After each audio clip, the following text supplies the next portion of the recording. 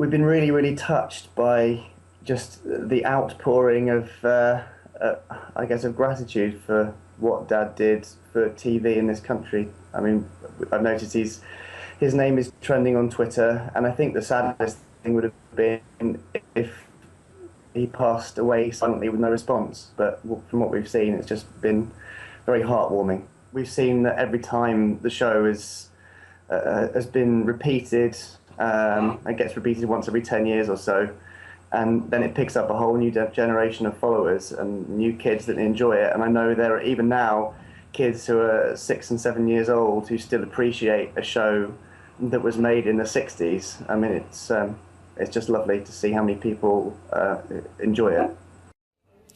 Well, let's bring in Nick Williams. He's chairman of the Gerry Anderson fan club. Fanderson, he's on the line now. Nick, good to talk to you. Hi, Jeremy. What's not like about Gerry Anderson's great productions? I mean, an amazing legacy. Absolutely, and I think from reading the comments online that are kind of building through the afternoon, what people are being is very positive and saying, yes, okay, it's sad news. Obviously, it's devastating for the family, but Gerry's left us with the most amazing legacy in his film and TV shows. What sort of first got you hooked? What was it you liked about his particular style? Do you know, I really can't remember. All I know, I can't imagine a time, I can't remember a time when a Gerry Anderson production wasn't part of my life. I can remember, 4, 5 years old, getting the Lego out and building Thunderbirds vehicles and reenacting episodes that I'd seen on TV. I don't know what it was particularly, other than at that age, probably very exciting, action-packed adventures. Of course, as I've got older, I've come to appreciate the great characterisation that's part of it, and good stories about people, even though they're made of fiberglass, people you actually care about, which certainly for a lot of kids' shows in the 60s was quite a rare thing. I mean, now we've got such sort of sophisticated offerings that, these sort of animations and cartoons and so on have the benefit of computer-generated images and so on, that they perhaps Gerry Anderson's offerings look a bit crude, but in a way they've lasted pretty well, haven't they? They have, absolutely.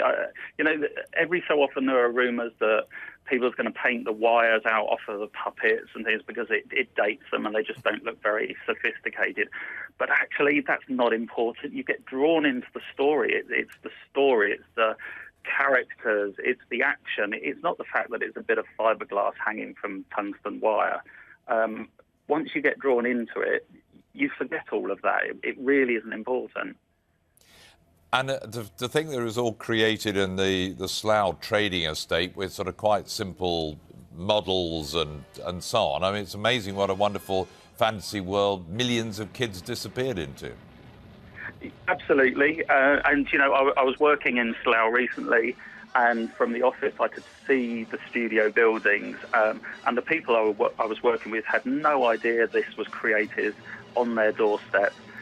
Which is just amazing. And I think that's the sad thing, that, Gerry hasn't had the recognition of, say, a Walt Disney or George Lucas with Star Wars, and yet his creations are absolutely up there, as imaginative and as thrilling as any of those from, I'm not dissing Walt Disney or George Lucas, but Gerry's right up there with those guys.